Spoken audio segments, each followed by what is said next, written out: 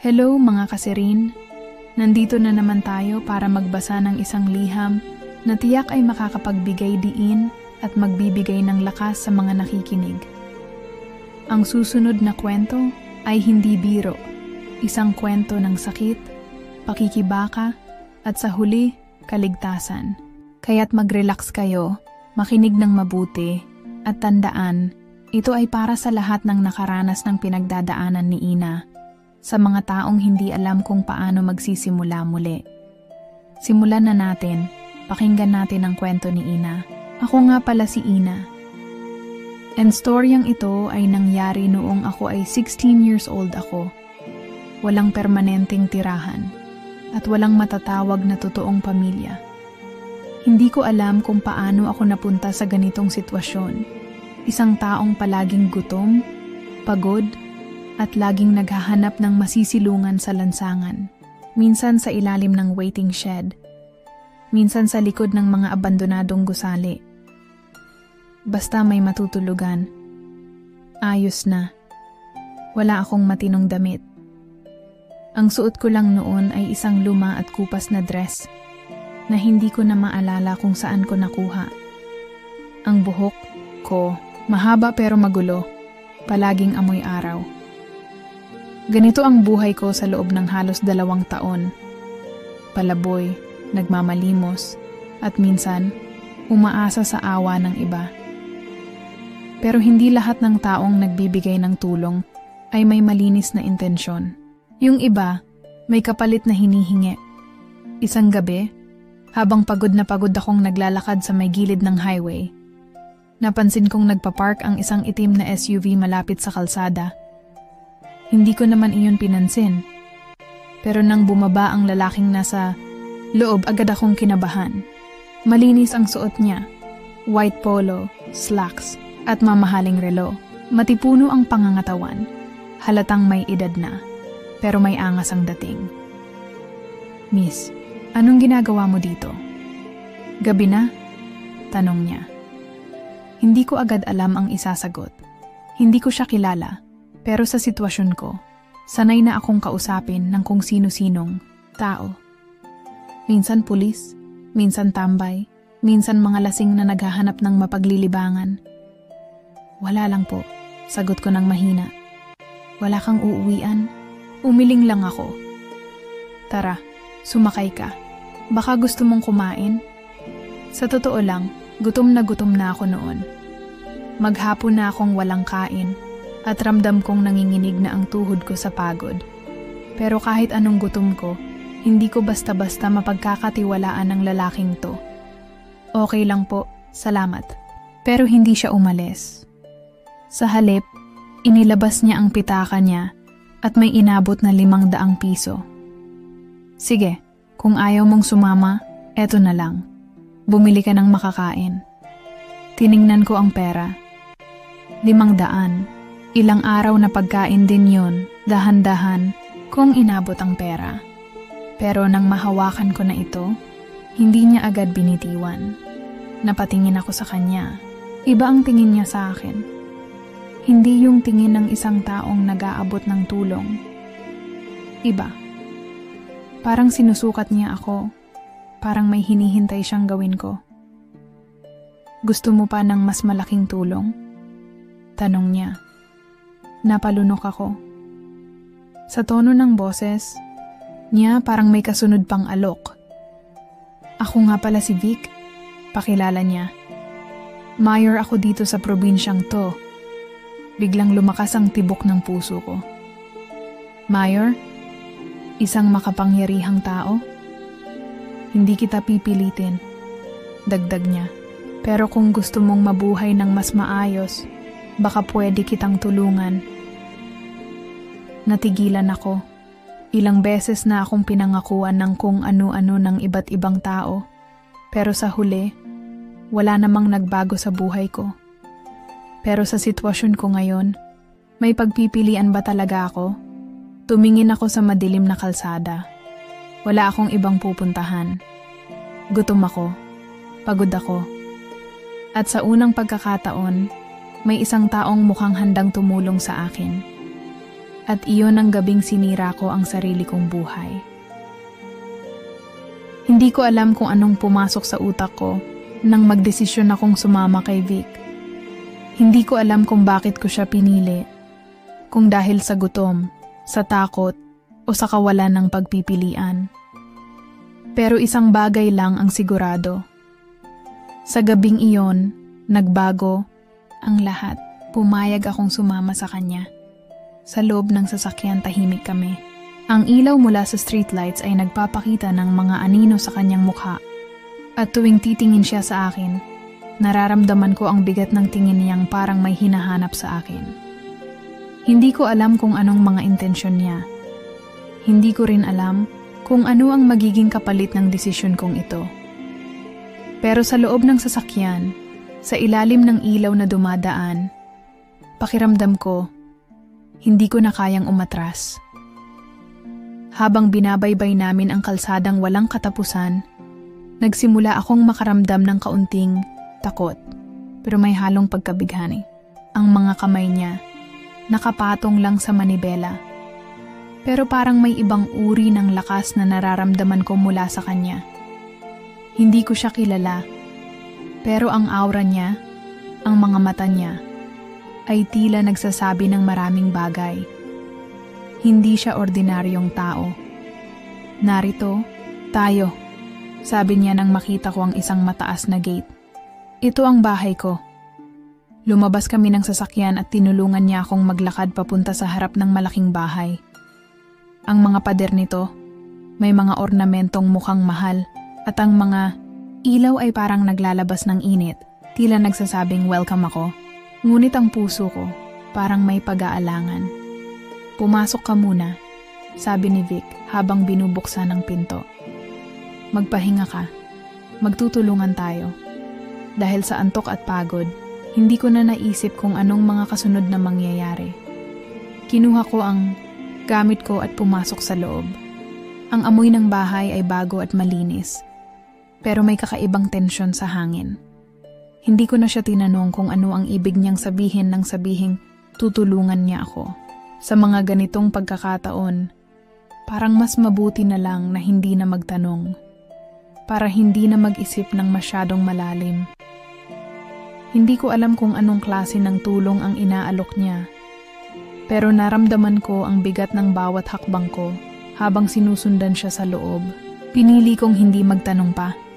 Ang katawan ko, parang lumuluhod sa takot at sabayang kuryosidad. Hindi ko alam kung anong klase ng pagnanasa ang nararamdaman ko, ngunit naramdaman kong tumitindi ito sa bawat sandali. Dito ka na lang sa guest room, sabi ni Vic nang nakatayo na kami sa isang maaliwalas na silid na puno ng mga magandang kasangkapan. Magsuot ka ng komportabling damit, matutulog tayo. Matagal ko siyang tiningnan. Walang kasiguraduhan ang mga mata ko, pero nararamdaman ko na hindi siya maghihintay. Nasa tabi ng kama na siya nang nagsalita siya muli. Kung may kailangan ka, nandyan lang ako. Hindi ko kayang magtapat ng takot sa kanya, kaya't sinubukan kong magmukhang kalmado. Pero kahit anong gawin ko, parang may kilig na hindi maipaliwanag sa katawan ko. Isang bagay na hindi ko kayang kontrolin. Habang nagpapalit ako ng damit, naramdaman ko ang init ng kanyang mga mata mula sa pintuan. Hindi ko na ito pinansin, pero hindi ko rin maiiwasang maramdaman ang kakaibang init na tila bumabalot sa buong katawan ko. Alam ko na may iba siyang hinahanap at ang nararamdaman kong tensyon ay hindi ko matanggihan. Lumapit siya sa akin pagkatapos ng ilang sandali at doon ko naramdaman na ang init ng kanyang katawan ay dumampi sa aking balat. Ang kamay niya, dahan-dahang humaplo sa aking braso at kahit hindi siya nagsasalita, naramdaman kong may mga hindi nasasabi sa bawat kilos niya. Anong nararamdaman mo? Tanong niya. Hindi ko alam kung paano sasagutin iyon. Hindi ko kayang sagutin ang tanong na iyon ng direkta. Lahat ng nararamdaman ko, lahat ng sakit at takot, magkahalong magkahalo, parang nagsasabog sa aking katawan. At habang tinitingnan ko siya, natatakot ako na baka hindi ko kayang magtago ng lahat ng iyon. Tinitigan ko siya ng matagal at ang puso ko ay patuloy na bumabayo. Parang may umaapaw na damdamin. Hindi ko alam kung anong gagawin ko. Kung susunod ba ako sa mga hakbang niyang unti-unting ipinapakita. Ngunit isang bagay lang ang sigurado. Ang kanyang presensya ay nagiiwan ng isang matinding impact sa aking katawan. At mas lalapit pa ako sa hangganan ng hindi ko kayang kontrolin. At doon, sa maliit na silid na iyon, nagsimula ang lahat habang binabasa ni DJ Serene ang liham ko.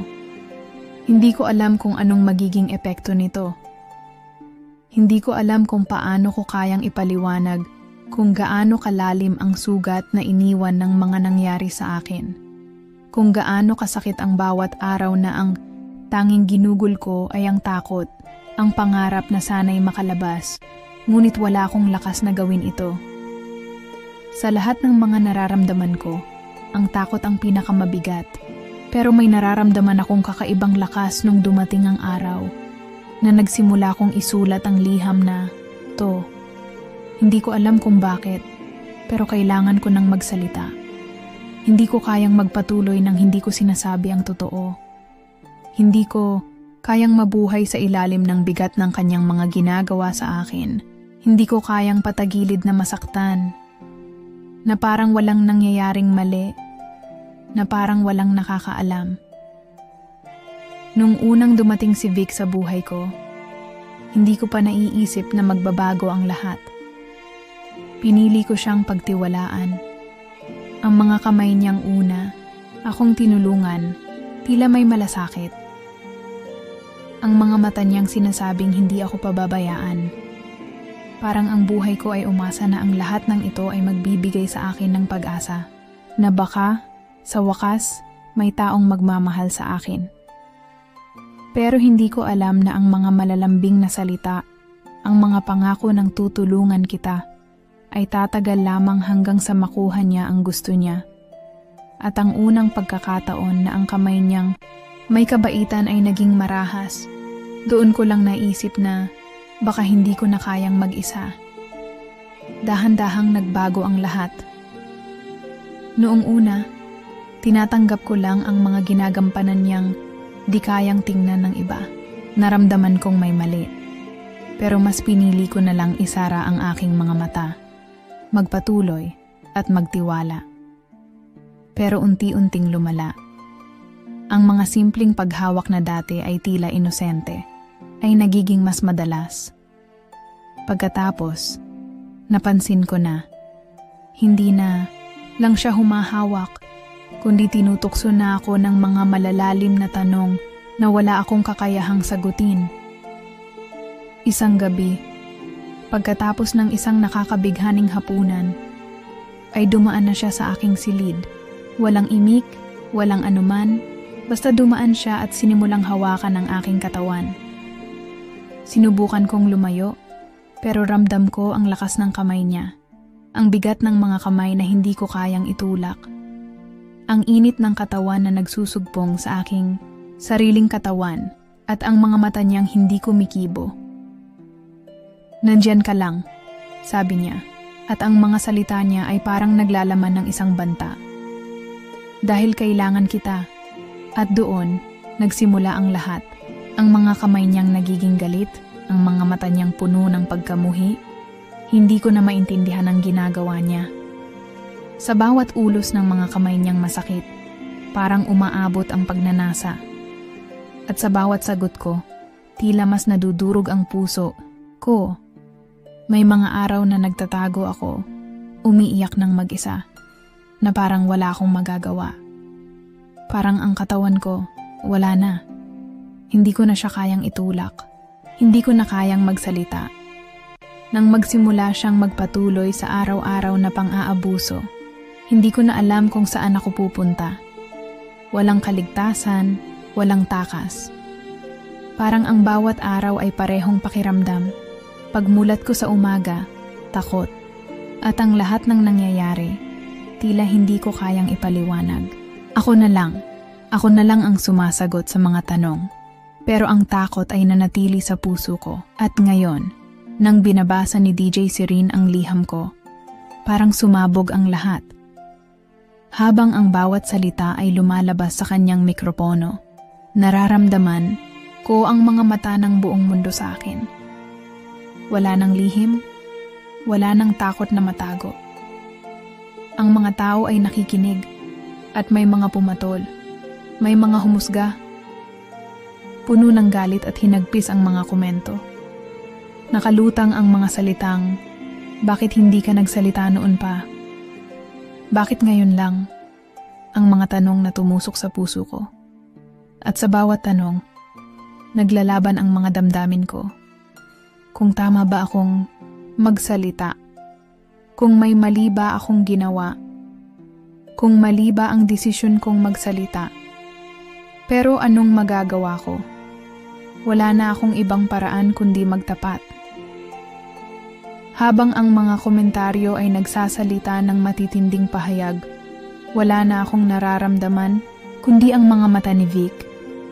Nandyan siya, tahimik, ngunit ramdam ko ang galit na umaabot sa buong katawan ko. Ang mga mata niyang puno ng pagkabigo, parang sinasabing, paano mo ko ginanito? Paano mo ako pinahiya sa mga tao?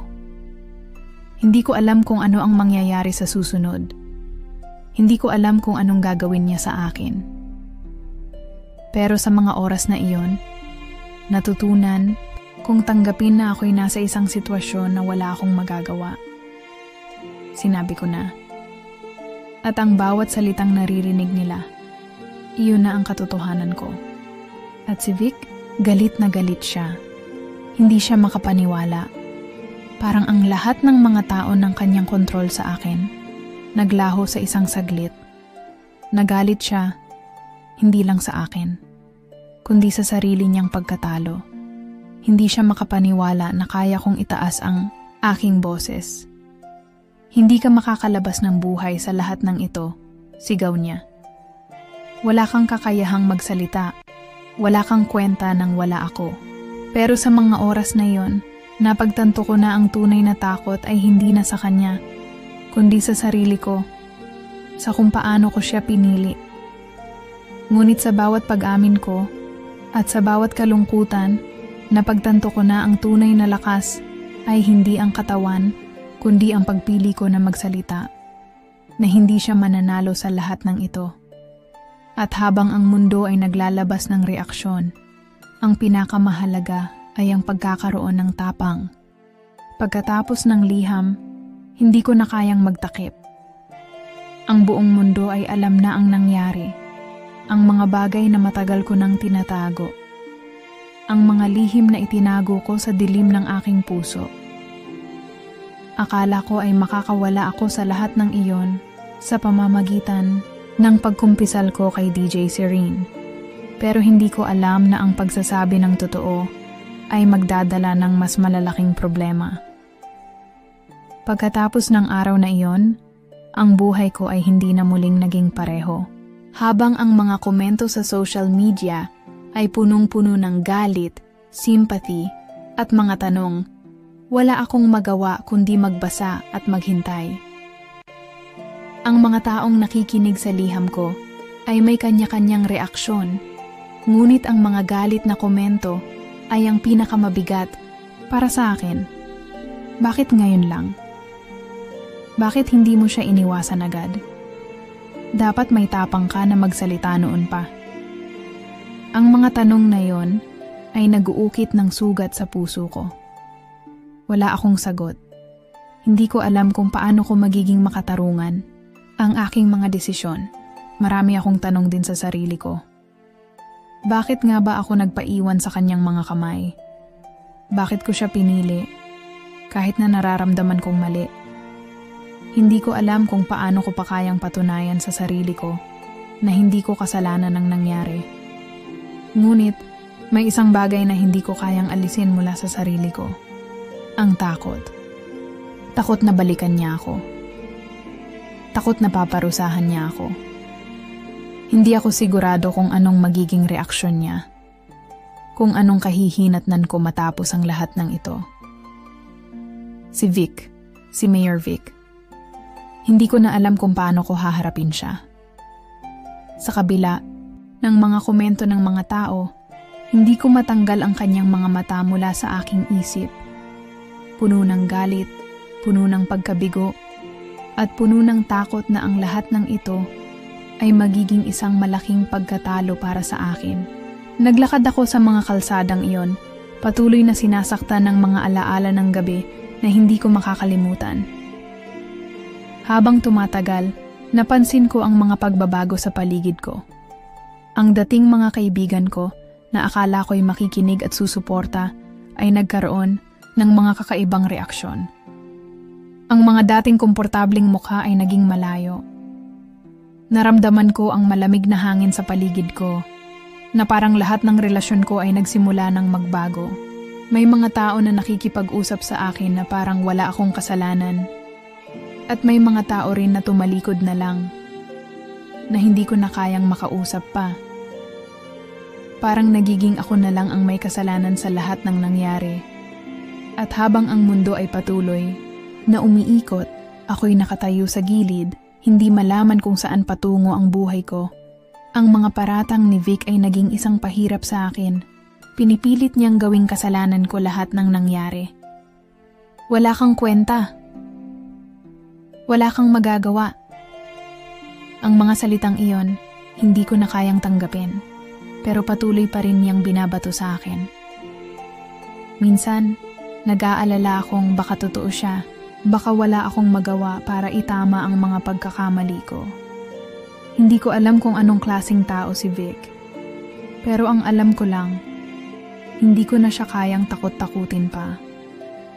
Ang mga paminsang galit na tingin niya, ang mga banta, ay parang mga asong nag-aalulong sa aking utak. Sa mga gabing hindi ko kayang matulog, nagbabalik ang mga alaala ng gabing hindi ko kayang kalimutan. Ang mga kamay niya, ang init ng katawan niya, at ang mga huling salitang binitiwan niya bago siya tuluyang umalis sa aking buhay. Wala akong kaligtasan. Hindi ko alam kung kailan ko siya muling makikita. Hindi ko alam kung anong magiging epekto ng liham ko sa buhay ko, sa pamilya ko, at sa mga taong nakapaligid sa akin. Ang mga konsekwensya ng liham ko ay hindi lang para kay Vic. Ang epekto nito ay umabot sa lahat ng aspeto ng buhay ko. Hindi ko lang natanggal ang takot kay Vic, kundi pati ang takot na baka hindi ko kayang ayusin ang lahat ng mga sugat na naiwan ko sa mga taong iniwasan ko o pinalitan ng mga galit na salita. Hindi ko alam kung anong magiging buhay ko sa mga susunod na araw. Kung maghahanap pa ako ng paraan para magpatuloy o kung magtitiis na lang ako sa mga pinili kong desisyon. Ang mga tanong ay patuloy na naglalaro sa aking isipan. Ano ang mangyayari sa akin? Hanggang saan ako kayang dalhin ng mga desisyon kong ito? Hindi ko alam kung ano ang susunod, ngunit isang bagay lang ang sigurado. Hindi ko na kayang manatili sa dilim. Habang sinusubukan kong maglakad ng matuwid, tila ba ang bawat hakbang ko ay tinatamaan ng sakit, ng guilt. Minsan, naiisip ko kung saan ako nagkamali, kung bakit hinayaan ko nang mangyari ang lahat ng iyon. Bakit hindi ko agad pinigilan si Vic? Bakit ko siya pinili? Hindi ko kayang sagutin ang mga tanong na iyon sa ngayon. At madalas, naiisip ko na baka hindi ko na rin kayang tanggapin ang mga sagot kung sakali man. Ang guilt ay parang isang mabigat na anino na hindi ko matakasan. Naalala ko kung paano siya nagsimula, na parang isang tao na handang magbigay ng tulong. Si Vic, sa unang tingin, ay isang mabait na tao. Nakita ko siya bilang isang daan patungo sa mas magandang buhay.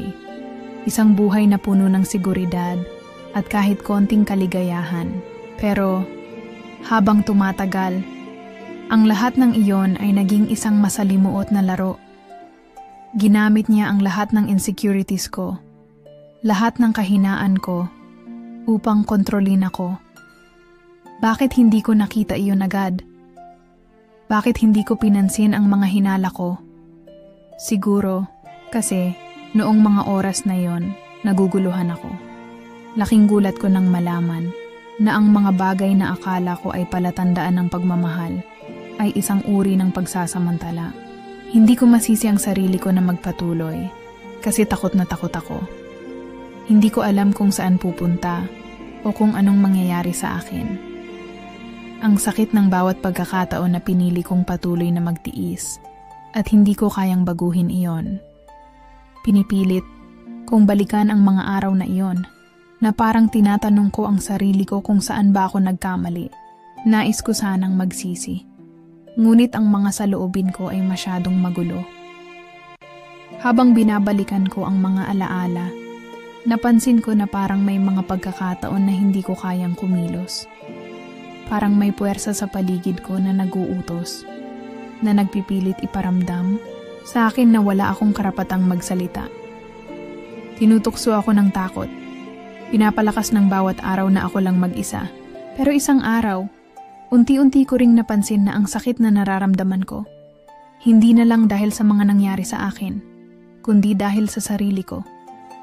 Pati ang katahimikan ko, pati na rin ang pagsisisi, ay nagsisilbing dagdag na pagkatalo. Minsan, tinatanong ko pa ang sarili ko, bakit ko hinayaan na mangyari ang lahat ng ito? Bakit hindi ko ipinaglaban ang sarili ko?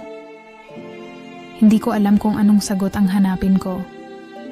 Pero unti-unti kong nauunawaan na ang mga tanong na iyon ay hindi lamang mga tanong na nagpapahirap sa akin. Ito'y mga tanong na patuloy na humuhubog. Sa akin, patuloy na tinuturuan akong makita ang mga puwersa na nagkontrol sa akin. Hindi ko kayang palusutin ang sarili ko at sabihing wala akong kasalanan. Sa bawat sakit, sa bawat halakhak ni Vic, at sa bawat sigaw ng aking katawan, natutunan ko na hindi ako ang dapat sisihin. Hindi ko na kayang patagilid na magtago, at nararamdaman ko na kailangan kong labanan ang mga kasinungalingan na ito. Ngunit hindi ito madali. Ang mga saloobin ko ay naguguluhan pa rin. May mga araw na ang puso ko ay puno ng galit kay Vic. Pero mas marami ang mga araw na ang galit ko ay nakatago sa pusong sugatan. Pumapalakpak ang mga alaala sa aking utak at ang takot na minsan ay dulot ng sariling pagkatalo ay nagsisimula ng magbago. Hindi ko na kayang itago ang sarili ko sa mga kasinungalingan na ginawa ko upang makaligtas. Hindi ko na kayang pabayaan ang sarili ko na magpatuloy sa ganitong sitwasyon. Sinasabi ng mga tao na kailangan ko ng tulong. Ngunit paano ba ito makakamtan? Paano ba ang maghanap ng tulong kung ang sarili ko mismo ay tila nahulog na sa ilalim ng kanyang kontrol? Habang binabaybay ko ang landas na ito, natutunan ko na hindi ko na kayang maghintay. Hindi ko kayang patagilid na lang magtakip ng sakit. Hindi ko na kayang maging tahimik. Hindi ko kayang magpatuloy na parang hindi ako karapat-dapat magpatawad at higit sa lahat, hindi ko kayang maging biktima ng maghapon. Naalala ko ang mga gabing iyon na ang sakit ay tila walang hanggan. Hindi ko alam kung paano ako magsisimula. Pero nararamdaman ko na kailangan ko itong simulan. Ang mga taong nakakaranas ng pareho, ang mga taong nakaligtas sa mga ganitong sitwasyon, ay nagsilbing gabay ko. Habang nakakakita ako ng pag-asa sa kanila, natutunan ko ring mangarap muli, kahit na mabigat at mahirap. Nakita ko na ang mga boses nila ay parang mga ilaw sa dilim. Ang bawat pagbahagi nila ng sakit, ng lakas, ay nagbigay sa akin ng lakas para humarap kay Vic at ipaglaban ang sarili ko. Ang pakiramdam ko ngayon ay hindi na ang pakiramdam ng isang batang biktima. Hindi na ako ang babaeng natatakot na magsalita. Ipinaglalaban ko ang sarili ko, at sa bawat hakbang na tatahakin ko, patuloy kong nilalabanan ang takot. Hindi na ako magpapakumbaba, at hindi ko nahahayaan na mangyari ulit ang lahat ng iyon. Ang mga tanong at sakit na nararamdaman ko ngayon ay hindi ko napapayagan na maging dahilan para manatili sa dilim. Darating ang araw na haharapin ko si Vic at ipapakita ko sa kanya na hindi na siya ang may kontrol sa buhay ko. Sa kabila ng lahat ng ito, natutunan ko na ang pagpapatawad sa sarili ko ang unang hakbang upang makuha ko ang buhay ko pabalik. Habang ang mga araw ay lumilipas, ang takot at ang pangarap na makalaya kay Vic ay nagsimula ng magsanib sa puso ko.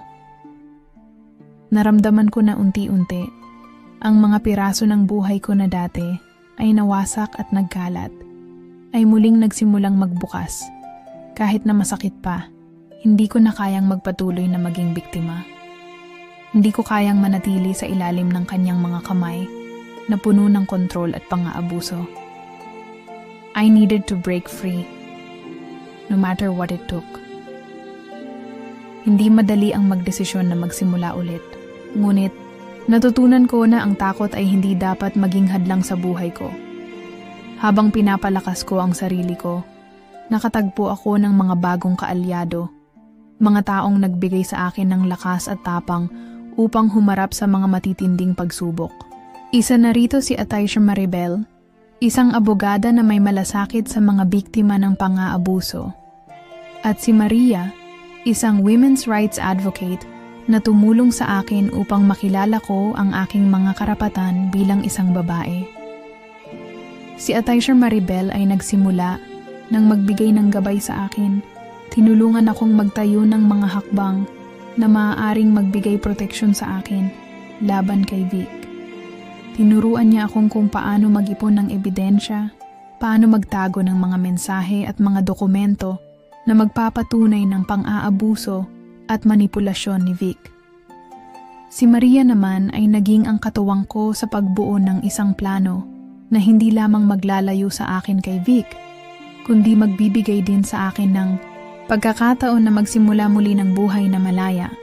Ang bawat hakbang ko ay hindi madali. Para bang bawat minuto ay punong-puno ng takot at pangamba. Ang bawat galaw ko, bawat plano, ay isang matinding pagsusuri ng aking sariling lakas. Hindi ko na kayang magtago pa. Hindi ko kayang magpatuloy na parang wala lang.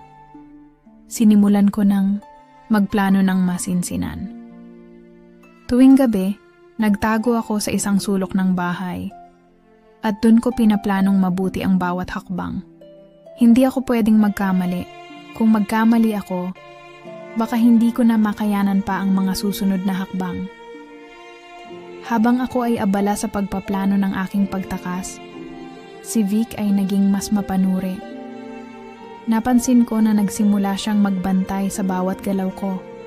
Mula sa mga simpleng tanong hanggang sa mga hindi ko inaasahang pangyayari. Alam ko na naramdaman niya na may mali. Pero hindi pa niya alam ang buo kong plano. Nandyan siya, palaging nakatambay sa mga lugar na hindi ko inaasahan. Ipinapakita sa akin ang kanyang mga mata na puno ng galit at panghihina. Naramdaman ko ang pagdapo ng kanyang presensya sa bawat sulok ng bahay. Parang isang anino na hindi ako kayang takasan. Ngunit ang bawat araw ay nagtuturo sa akin na may lakas akong makuha mula sa mga takot ko. Sa bawat araw na lumilipas, lalakas ako. Kailangan ko itong gawin. Hindi ko na kayang magpakita ng kahinaan. Hindi ko na kayang magpakita ng takot. Habang nagsisimula akong mag-ipon ng mga ebidensya, ang takot na ito ay naging pundasyon ng lakas ko. Alam ko na sa bawat detalye, bawat mensahe na aking inisave ay magiging sandata ko sa paglaban sa kanya. Hindi na ako biktima. Ako ay isang babae na handang lumaban para sa sarili ko. Handang ipaglaban ang aking kalayaan. Sa bawat hakbang ng aking plano, palakas ako ng palakas. Hindi ko na kayang patagilid na magtago. Hindi ko kayang magpatuloy na magbanta siya sa aking buhay. Natutunan ko sa mga gabay nila, Atty. Maribel at Maria, na ang kalayaan ko ay hindi nakasalalay sa kung anong mayroon siya. Hindi ko na siya dapat katakutan. Hindi ko na siya kailangang sundin. Ang buhay ko ay nasa aking mga kamay at wala nang ibang tao ang may karapatang magdikta ng aking landas. Naging klaro sa akin ang lahat. Ang takot na nararamdaman ko ay hindi na sapat upang pigilan ang aking mga hakbang. Hindi ko kayang mawalan ng pagkakataon na magkaroon ng kontrol sa aking sariling buhay. Habang pinapalakas ko ang aking sarili, natutunan ko na ang bawat detalye ng aking plano ay hindi para sa isang pagkatalo, kundi para sa isang bagong simula. Isang simula na magbibigay sa akin ng lakas na lumaban. Hindi ko na kayang bumalik sa isang buhay na punong-puno ng pighati at kalungkutan. I have to be free.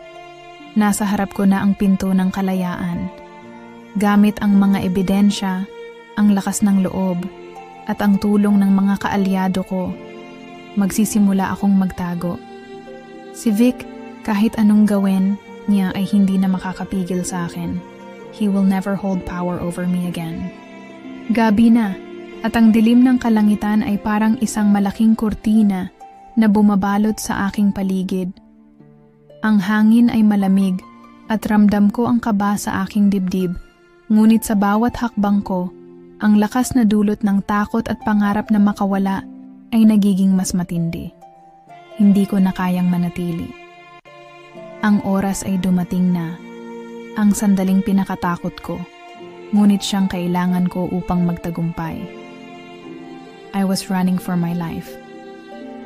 Sa ilalim ng dilim, hinanap ko ang pinakamabilis na paraan palabas ng bahay. Ang mga susi ng kotse na iniwan ni Vic sa lamesa ay aking kinuha at itinago, but I knew I couldn't use the car. It would be too risky. Hindi ko kayang magkaaberya. I had to move fast. Tumakbo ako patungo sa likod ng bahay, dahan-dahang naglalakad upang hindi magising si Vic na tila natutulog lang sa kanyang kwarto. Pero habang pinapalakas ko ang aking mga hakbang, natakot ako na baka magising siya. Baka magising siya at malaman na nawawala na ako. Papalapit na ako sa gate ng bahay, pero isang tunog ang bumasag sa katahimikan ng gabi. Isang malakas na kalabog. At narinig ko ang boses ni Vic. "Ina," sigaw niya. "Ina, saan ka pupunta?" Ang puso ko ay sumabog sa takot, ngunit hindi ko na kayang magpatuloy sa pag-iisip ng mga posibleng mangyari. Kailangan ko na tumakas. Tumakbo ako at habang tumatakbo, naramdaman ko ang bigat ng aking mga paa sa kalsada. Tumatakbo ako sa dilim, sa mga kalye na hindi ko alam, nang walang pakialam sa kung saan ako papunta. Hindi ko iniisip kung saan ako magtutungo. Ang tanging layunin ko lang ay makaalis at mailigtas ang sarili ko. Pero hindi nagtagal. Narinig ko ang tunog ng mga makina. Naramdaman ko na may sumusunod sa akin. Nalaman ko agad, si Vic. Sinusundan niya ako. Hindi ko alam kung paano. Pero tila nahulog ako sa isang bangungot na hindi ko kayang tumakas. Mas mabilis siya, mas malakas, at ang takot ko ay umabot na sa rurok. Kung mahuli niya ako, tapos na. Alam ko na ang mangyayari. Hindi na ako makakaligtas. Ngunit isang sulyap ang nakita ko sa dulo ng kalsada. Isang ilaw, isang sigla, isang ligtas na lugar. Ang mga kaalyado ko, sina Atehor, Maribel at Maria, ay naghintay sa isang lugar na kung saan ako makakatakas. Inabot ko ang kanilang mga kamay. Tinutulungan nila akong makalabas mula sa kalsadang iyon. At sa sandaling iyon, ang takot at ang kaba na matagal kong kinimkim ay naglaho. Ang ilang araw na puno ng pangarap na makalaya ay naging totoo. Hindi ko alam kung paano ko natagpuan ang lakas na magtago at makalabas mula sa kanyang mga kamay. I didn't know how it was possible, but it was happening. Bago ko pa man tuluyang mahulog sa mga kamay ni Vic, nakatakbo na ako patungo sa lugar kung saan ako ligtas. Isang bagong simula. Doon, sa lugar na iyon, huminga ako ng malalim. Ang aking katawan ay tumigil sa panginginig. Hindi ko na naramdaman ang mga kamay na iyon na umaabot sa akin. Ang mga mata ko na dati puno ng takot, ngayon ay puno ng pangarap. Nakalabas na ako. May kalayaan na ako. Si Vic ay hindi ko alam kung nasaan, ngunit hindi ko na siya inintindi. Kung nagawa kong magtago, nagawa ko ring lumaban. At sa bawat hakbang ko palayo sa kanya, natutunan kong ang buhay ko ay hindi nakatali sa kanya. This fight was not just for survival. It was for my future. Sa bawat segundo ng takot na nararamdaman ko, nahanap ko ang lakas na magpatuloy. Hindi ko alam kung anong mangyayari sa akin pagkatapos ng gabing iyon. Pero ang isang bagay na sigurado ako, hindi ko na siya kailanman papayagan pang mangyari. Matapos ang mga buwan ng takot at paghihirap, dumating ang araw na ipinaglalaban ko na ang aking kalayaan. Ang bawat hakbang patungo sa paglaya ay parang isang mabigat na pasanin sa aking mga paa. Ngunit sa bawat hakbang ko, ang sakit ay nagiging mas magaan. Ang takot ay nagiging mas malayo. I had run away from Vic, but I was only at the beginning of my journey to find true freedom. Ang tulong ni Ate Maribel, pati na rin ang mga ebidensyang aking nakolekta, ay naging malaki ang papel sa pagpapahintulot sa akin na magsampa ng kaso laban kay Vic. Hindi ko alam kung saan magsisimula, pero si Ate Maribel at ang mga kaalyado ko ay nagsilbing gabay. Tinuruan nila kung paano harapin ang mga pagsubok sa legal na proseso. Ang bawat hakbang ay puno ng takot at pangarap na maipaglaban ko ang aking sarili, pero pinipilit kong maging matatag. Ang unang araw ng paglilitis ay parang isang bangungot na matagal kong iniiwasan. Lahat ng mata ay nakatingin sa akin, at ang mga boses ng mga tao sa courtroom ay parang mga tinig na pumipigil sa aking lakas. Ngunit alam ko, hindi ko na pwedeng hayaan ang takot na humadlang pa sa aking laban. I had to face it head on. With my lawyer beside me, I stood tall and said what I needed to say. Ang proseso ng paghahatid ng katarungan ay hindi madali. Nandyan pa rin ang takot na baka hindi siya maparusahan, na baka ang mga salita ko ay hindi pakinggan. But through each grueling day, I realized that I wasn't alone. The support I found through those who believed in me, my lawyer, and those who had been through similar situations, kept me moving forward. The people who once judged me for staying silent now saw me as a woman fighting for her life, for my future. Nang tuluyan nang naaresto si Vic at siya ay sinampahan ng kaso, parang ang bigat na matagal kong pinapasan ay unti-unting nawawala. Ngunit ang laban ay hindi natapos doon. Naramdaman ko na ang tunay na katarungan ay hindi lang sa paghuli kay Vic, kundi sa kakayahan kong makalaya at muling buuin ang aking buhay. Hindi ko na kailangan pang patagilid na mamuhay sa ilalim ng kanyang kontrol. Sa bawat araw na lumilipas, natutunan kong tanggapin ang aking mga sugat at magsimula ulit. Mas malakas, mas buo. Ang trauma ng nakaraan ay patuloy na naroroon, ngunit natutunan kong yakapin ito. Hindi ko pinipilit kalimutan. Ang mga alaalang iyon, ang mga hirap na dinanas ko, ay hindi mawawala. Ngunit natutunan kong gamitin ang mga ito bilang lakas. I started speaking up, sharing my story not to seek sympathy, but to inspire others who were still in the shadows of their own abusers. I wanted them to know that there is hope, that you can survive, and that your past doesn't define your future. I also realized that healing doesn't come overnight. It's a long journey, and sometimes you take 2 steps forward and 1 step back. But I promised myself that I wouldn't stop fighting. Every day I would take small steps toward reclaiming my power. I wasn't the broken woman who first walked into Vic's life anymore. I was a survivor, and the woman standing before the world now was someone who had learned to rise after being knocked down. I spent time healing, not just physically, but emotionally. I found new friends, new connections, and slowly but surely, I allowed myself to trust again. My scars were no longer a symbol of my pain. They were reminders of how strong I had become. I surrounded myself with people who uplifted me, people who saw me for who I truly was, not for the victim I once thought I was.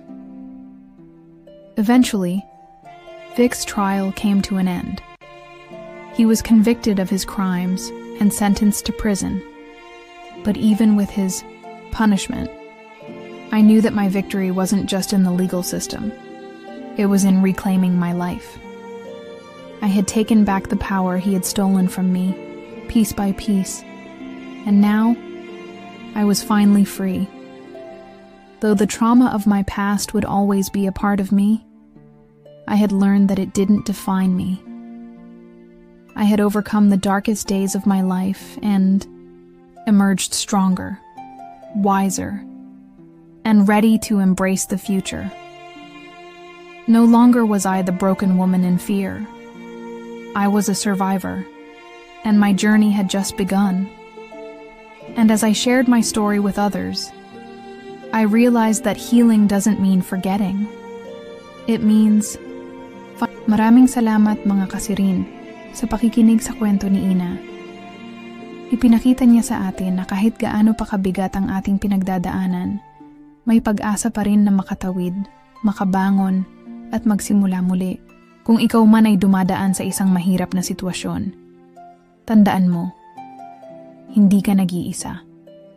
Maghanap ng lakas, maghanap ng tulong, at huwag matakot na magsalita. Huwag kalimutan, mga kasirin, patuloy lang tayong magsuporta sa isa't isa. Ang mga kwento tulad ng kay Ina ay nagsisilbing paalala na ang laban ay hindi natatapos at ang bawat hakbang patungo sa kalayaan ay mahalaga. Hanggang sa muli, mga kasirin, mag-ingat at magpalakas.